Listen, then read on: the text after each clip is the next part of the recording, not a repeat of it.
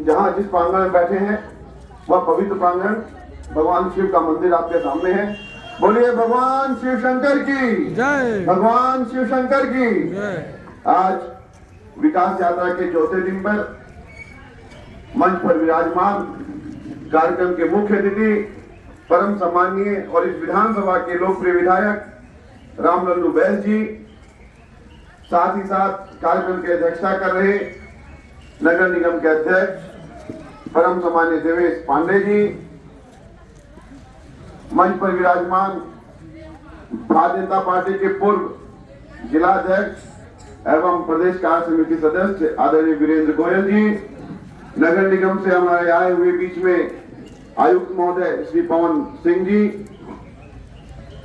Ward क्रमांक 10 के पार्षद श्री राज बहादुर पनिका जी, पार्षद वार्ड क्रमांक 6 से अनारकली जी, वार्ड क्रमांक 4 के पार्षद परमेश्वर पटेल जी, पूर्व पार्षद श्री विमल गुप्ता जी, श्रीमती अनारकली जी एवं हमारे मंडल टीम के सभी पदाधिकारीगण, बंधुगण और सामने बैठे हुए आशा कार्यकर्तागण, आंगनवाड़ी सहायिकागण एवं सभी वार्ड नंबर 10 की जनता जनार्दन, आप सभी का बहुत बहुत अभिवादन है, स्वागत है, वंदन है।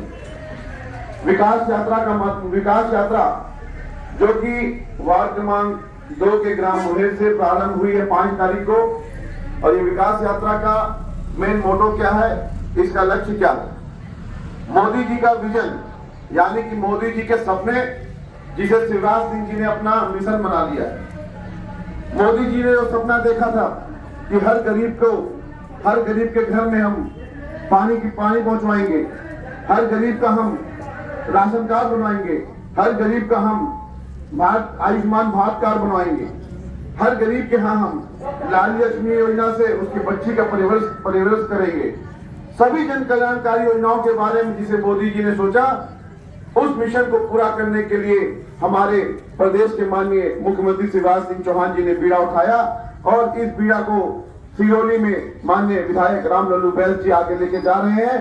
और जो भी कुछ आपकी समस्याएं हैं, आपके जो जन कल्याणकारी योजनाओं में रजिस्ट्रेशन नहीं हो पाया है, उसको आज आप अपना आवेदन प्रस्तुत करें, और सामने आपके यहाँ हमारे नगर निगम से भी अधिकारी बैठे हुए हैं। आपका आवेदन लेकर के जिनका छूट गया होगा उन सभी का नोट करके आप लोग को जल्द से जल्द आप लोग को प्रमाण पत्र बनाकर दे दिया जाएगा। विकास की हम बात करें तो हम विकास की ये बात करते हैं कि आज जो आप रोड देख रहे हैं वार्ड क्रमांक 10 में, ये भी भारतीय जनता पार्टी की सरकार ने बनवाया। विधायक जी स्वयं यहाँ पर आकर के इसका शिलान्यास किए थे, भूमि पूजन किए थे, जिसमें हम भी शामिल थे। बगल में देखिए आप दीनदयाल कॉलोनी बनी हुई है, गरीबों के लिए छोटे छोटे आवास बने हुए हैं, ये है विकास। बगल में देखिए आप पानी की टंकी बड़ी सारी बनी है, जिससे सब वार्ड वासियों को पानी की सुविधा मिल रही है। मूलभूत सुविधाएं, बिजली, सड़क, पानी, ये सबसे ज्यादा जरूरी है। जिस चीज की सबसे ज्यादा आवश्यकता होती है उसको ध्यान में रखते हुए हमारे माननीय मुख्यमंत्री जी आज अभी सभी के लिए पानी की व्यवस्था की है, सड़क की व्यवस्था की है, बिजली 24 घंटे आपको दे रहे हैं। आप देख सकते हैं जब दिग्विजय सिंह जी की सरकार थी तो उस वक्त हमें सिर्फ मात्र 7 घंटे ही बिजली मिला करती थी, और आज हमें 24 घंटे पूरी बिजली मिलती है। ये होता है विकास। 15 महीने खाली बीच में अभी सरकार आ गई थी कांग्रेस की, कपटनाथ जी उसके मुख्यमंत्री बन गए थे। संबल योजना उन्होंने बंद कर दी, सरकार मंडल योजना बंद कर दी, बिजली का बिल तूफान के जैसे आने लगा, मतलब हाहाकार मच गया गरीब जनता के बीच में, सबको एकदम नानी याद दिला दिए वो सिर्फ 15 महीने में। लेकिन फिर पुनः भाजपा की सरकार बनी और संबल योजना के माध्यम से, कर्मकार मंडल योजना के माध्यम से आप सभी की सेवा करने का मौका मिला। आयुष्मान कार्ड के बारे में हमारे माननीय अध्यक्ष जी बोल रहे थे, देवेश पांडे जी बोल रहे थे, कितनी बड़ी सोचिए आप लोगों को योजना है, कितनी बेहतरीन सोच है माननीय प्रधानमंत्री जी की कि एक गरीब व्यक्ति जिसके पास 2 टाइम का भोजन प्राप्त करने के लिए मुश्किल हो जाता है, अगर उसके घर में कोई बीमारी आ जाए तो उसको अगल बगल नात रिश्तेदार से भीख मांगनी पड़ती है, चंदा इकट्ठा करना पड़ता था, तब भी उतने पैसे नहीं मिल पाते थे जितने आपको आज एक आयुष्मान कार्ड के माध्यम से इलाज करने के लिए मिल रहे हैं। 5 लाख रुपए आपको जाकर के किसी बड़े अस्पताल में जहां आयुष्मान कार्ड पैनल है वहां पे आप जाकर के अपना इलाज करा सकते हैं बिना 1 रुपए दिए हुए। सिर्फ 5 लाख नहीं, अगर आपका ये कार्ड साल भर में आप 1 लाख से 5 लाख तक भी खर्चा कर लीजिए, अगले साल पुनः टॉप अप होकर 5 लाख आपको दोबारा मिलने लग जाएंगे। ये सोच है हमारे माननीय प्रधानमंत्री जी। अभी जैसा राज बहादुर जी बोल रहे थे, वास्तव में सही बात है। वार्ड क्रमांक 10 विस्थापन में आया हुआ है और बहुत सी ऐसी कमियां भी हैं जो कि एनसीएल के कर्मचारियों द्वारा किया जा रहा है कि पहले मकान गिरा के आओ तब पैसा मिलेगा, पर संपत्तियों के ऊपर ब्याज नहीं दिया जा रहा है। जो मकान बनाए हुए हैं उनका खाली मुआवजा बना दिया है और 10 साल का उसका ब्याज लंबित किया करके रखा है और मंत्रालय भेजा ऐसा कहते हैं। विगत 1 तारीख को आप सब हम लोग के साथ आए थे कि नहीं आए थे? कहाँ आए थे? खदान में। जिस दिन माननीय विधायक जी थे तो विधायक जी आप सबकी चिंता करते हैं। भले सरकार हमारी है, अगर हमारी वो नहीं सुन रहा है तो कुर्सी लगा के बैठने का काम भी अगर कोई कर रहे हैं तो माननीय विधायक जी कर रहे हैं। वो सब नहीं सोचते हैं कि भाई कि हमारी सरकार है तो हम नहीं बैठेंगे। अगर आपके हित की बात आएगी तो सबसे पहले आपका हित देखा जाएगा, सबसे पहले आपका विकास देखा जाएगा। आज कोई चुनावी माहौल नहीं है, आज हम आपसे वोट मांगने नहीं आए हैं, आज आपके हम सुनने आए हैं। आपकी क्या समस्या है, आपकी क्या दिक्कत है, आपकी कौन जन कल्याणकारी योजना में आप लोग का रजिस्ट्रेशन नहीं हो पाया है, किस दस्तावेज के कारण आपको लाभ नहीं मिल पा रहा है, वो दस्तावेज आपके बनवाने का कार्य कराने के लिए आज हमारे बीच में माननीय विधायक जी बैठे हैं। आप सोचिए, माननीय शिवराज सिंह चौहान जी ने पूरे मध्य प्रदेश में विकास यात्रा का रथ का भ्रमण करवाया हुआ है और यह विकास यात्रा विधानसभा सिंगरौली के आज वार्ड क्रमांक 10 में माननीय विधायक जी लेके चल रहे हैं, जिसकी अगुवाई विधायक जी कर रहे हैं। तो जब हमारे साथ विधायक जी हैं, आदरणीय कमिश्नर साहब हैं, सभी हमारे नगर निगम के कर्मचारी बैठे हैं, राजस्व के कर्मचारी बैठे हैं, तो ये किस लिए हो रहा है? ये आपके काम के लिए हो रहा है। आपको दफ्तर में लाइन लगाना जाना पड़ता था काम के लिए, आज अधिकारी आपके यहाँ लाइन लगाए आपको काम करवाने के लिए। ये है शिवराज सिंह जी की सोच कि हमारा जो मतदाता है, हमारा जो मध्य प्रदेश का वासी है, उसको कहीं दिक्कत ना हो, उसको कहीं समस्या ना हो, उसके विकास में कहीं दिक्कत ना हो। आपकी सरकार, आपके द्वार। ये सब बड़े बड़े अधिकारी सोचिए, सवेरे से लगे हुए हैं, एक वार्ड में जा रहे हैं। किस लिए जा रहे हैं? आपकी सेवा करने के लिए जा रहे हैं। जो विकास में जो कुछ कमी रह गई होगी, कुछ कसर रह गया होगा, उसको पूरा करने के लिए जा रहे हैं। ऐसी सोच है हमारे माननीय मुख्यमंत्री जी की। विकास की हम बात करें तो आप जाके देखिए नई सब्जी मंडी बाजार के अंदर कितने व्यवस्थित तरीके से बनाई गई है। जाके ट्रांसपोर्ट नगर को देखिए, जाके शहर के रोडों को देखिए, आसपास जिले में जितने भी, चाहे आपको सरई चले जाइए, चितरंगी चले जाइए, आप कहीं भी देवसर चले जाइए, कहीं भी रोड का जाल का कसर नहीं छोड़ा माननीय शिवराज सिंह जी ने। हर जगह रोड बनवाया है। लेकिन कुछ मित्र हमारे बोलते हैं कि एनएच को लेकर के उठाते हैं मामला, एनएच नहीं हुआ, एनएच नहीं हुआ, एनएच नहीं हुआ। भाई जब चारों तरफ रोड बन गया है, एक ठेकेदार की कमी के कारण, कोई निकम्मा ठेकेदार अगर ठेका ले लिया है, जिसमें सरकार भी क्या कर सकती है, वो अपने अनुबंधों के साथ बंधा हुआ है, नियमों के साथ बंधी हुई है सरकार भी, वो अपना काम धीरे धीरे कछुए के रफ्तार से कर रहा है। उसमें हम लोग खाली उसको प्रेशर बना सकते हैं, उसके ऊपर ज्यादा दबाव बना सकते हैं, जो कि माननीय विधायक जी के द्वारा, माननीय सांसद जी के द्वारा भी किया जा रहा है। आपने देखा होगा लोकसभा टीवी के माध्यम से कि माननीय सांसद जी भी हमेशा जब देखिए तब रोड के मामले को लेकर के सदन में बोलती हैं। माननीय गडकरी जी ने भी अपने आप को शर्मिंदा महसूस किया कि पूरे भारतवर्ष में रोडों का जाल बना, लेकिन ये सिंगरौली सीधी में ऐसा इसके ऊपर ग्रहण लगा कि ये आज तक इसमें काम में इतना धीरे धीरे चल रहा है। लेकिन चिंता मत कीजिए, काम में गति आ रही है और इस समय कलेक्टर साहब भी उसको संज्ञान में लेते हुए उसके ऊपर दबाव बना करके प्यार से, मोहब्बत से उस ठेकेदार से काम करवा रहे हैं। वो ठेकेदार की कमी कारण रुका हुआ है, नहीं तो लगभग 100 किलोमीटर के पैच में 70-80 किलोमीटर रोड बन भी चुका है। 20-30 किलोमीटर कहीं गड़बड़ है, वो जल्द से जल्द आप लोग को बन करके मिल जाएगा। लेकिन मैं ये बताना चाहता हूं कि उस रोड के साथ जुड़े हुए जितने भी रोड हैं, चाहे वो चितरंगी जाने वाला रोड हो, चाहे सरई जाने वाला हो, चाहे देवसर का हो, कहीं का बहन जाने के लिए हो, सब रोड एक नंबर है, दुरुस्त रोड है, कहीं आपको थोड़ा भी झटका नहीं लगेगा। विकास ऐसे किसे कहते हैं? विकास की हम बात करें तो आपको उज्ज्वला के माध्यम से सरकार गैस दे रही है। विकास की हम बात करें तो जिस दिन आपके यहाँ बच्ची पैदा होती है तो उसका चिंतन कौन करता है? माननीय शिवराज सिंह जी करते हैं। लाडली लक्ष्मी योजना के माध्यम से आप लोगों को 1,18,000 का प्रमाण पत्र दिया जाता है, जो कि जब आपकी बच्ची 21 वर्ष की होती है और शादी करने के योग होती है 12वीं पढ़ने के बाद, तो उसे 1 लाख रुपए मुफ्त दिए जाते हैं। आपको शादी की चिंता करने की भी जरूरत नहीं है। ये सोच है हमारे माननीय मुख्यमंत्री जी की। आप अगर आप और देखना चाहते हैं तो अभी हमारे जिले को 2 बड़ी बड़ी सौगातें मिली हैं।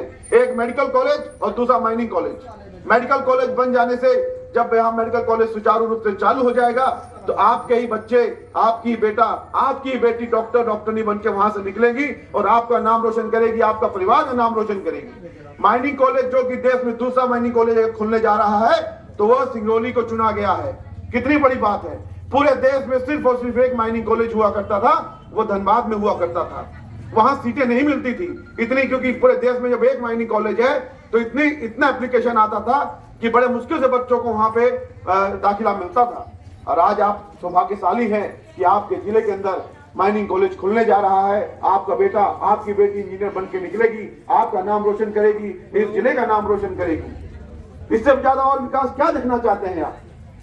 हमारा मंत्र है सबका साथ, सबका विकास। वहीं कांग्रेसियों का मंत्र क्या है? आप सबका साथ लेकिन खुद का विकास। ये हम लोग जानते हैं, आप भी देख रहे होंगे यहाँ पे कि जो कांग्रेसी है, पुराने कांग्रेसी है, उनका विकास हुआ है भाइयों। जनता का विकास कभी नहीं चाहा उन्होंने। मैं पुनः आपसे यही दोबारा बोलना चाहूंगा कि जिस समय कोरोना काल का समय आया था, जब महामारी फैली थी, भाई भाई से डरता था, कोई एक दूसरे को देखना नहीं चाहता था, मुंह में मास्क लगाए रहता था, हाथ मिलाना नहीं चाहता था।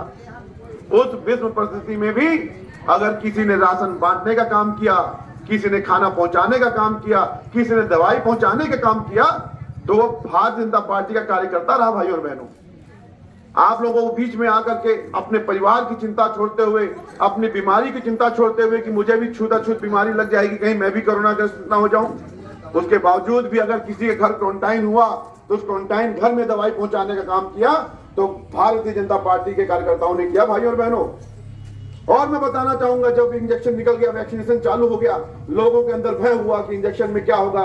अन्य दल के नेता भड़काने लगे, इंजेक्शन लगाओगे तो ये हो जाएगा, इंजेक्शन तुम्हारे वो हो जाएगा। उस समय भी अगर समझाने का कार्य किया तो भारतीय जनता पार्टी कार्यकर्ताओं ने घर घर जाकर आपको समझाया और अस्पताल में खड़े होकर के लाइन लगवा करके आप सभी का वैक्सीनेशन करवाया।